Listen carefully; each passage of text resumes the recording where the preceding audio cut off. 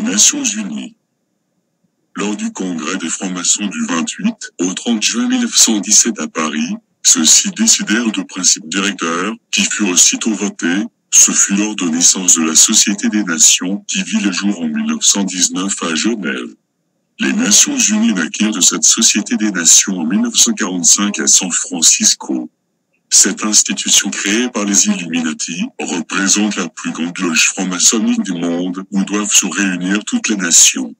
Ainsi qu'il est écrit dans l'article 4 de Machiavel, ses fondateurs furent les instigateurs des guerres menées durant ces 2 derniers siècles. Quelle ironie du sort de voir, de nos jours, les hommes de toutes les nations demander aux Nations Unies d'aplanir les problèmes, d'arbitrer les guerres et d'y mettre fin. Pour les peuples, l'ONU est l'ami sur lequel ils peuvent compter pour qu'ils prennent les choses en main. Lors de sa fondation, au moins 47 personnes, parmi les délégués américains présents, étaient membres du CFR, dont David Rockefeller.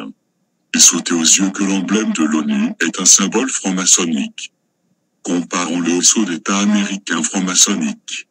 Le globe des Nations Unies est la forme circulaire du sceau de l'État américain avec l'inscription Annui Coepti, notre entreprise. En fait, notre conjuration est couronnée de succès et en dessous nos vues Ordo Seclorum, nouvel ordre mondial, montre le but poursuivi, celui d'une hégémonie mondiale.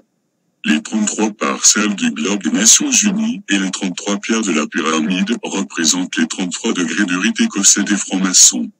Le chiffre 13 qu'on retrouve dans les 13 épis à gauche et à droite du globe, dans les 13 marches de la pyramide et dans les 13 lettres des 2 mots Annui Coepti, est le chiffre juif de la chance. Ce chiffre 13 est le chiffre le plus important chez les francs-maçons et a différentes significations. Jésus avait 12 disciples, et il fut lui-même le 13e.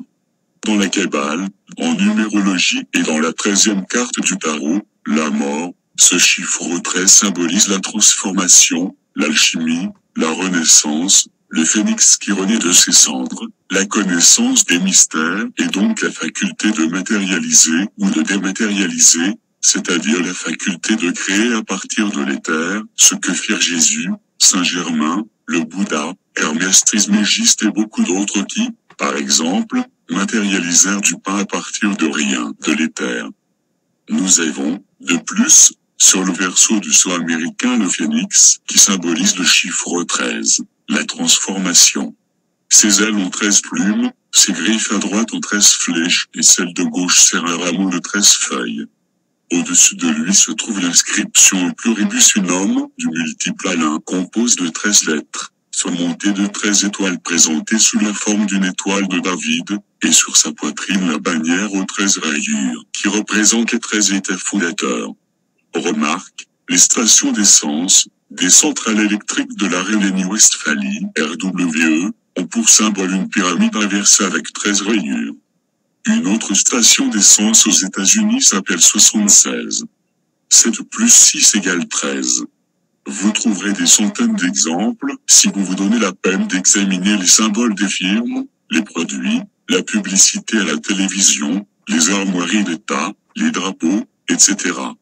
Le plus grand concern franc-maçonnique en Amérique, Procter & Gamble, contient 13 lettres et son emblème est un des plus vieux symboles franc-maçonniques, l'homme à la barbe entouré d'un cercle, avec 13 étoiles devant lui.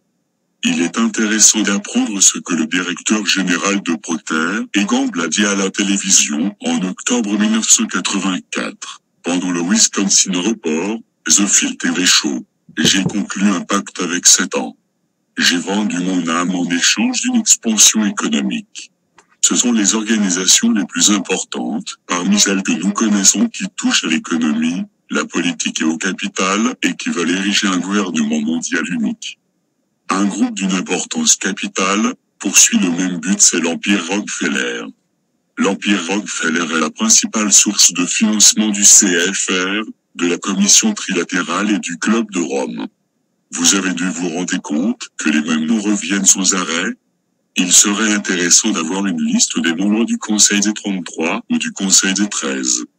Nous en connaissons, cependant, le but et la façon dont ils vont le concrétiser. C'est tout ce qu'il importe de savoir et ce devrait être suffisant. John Todd poursuit dans le livre « Une génération ensorcelée par Satan ».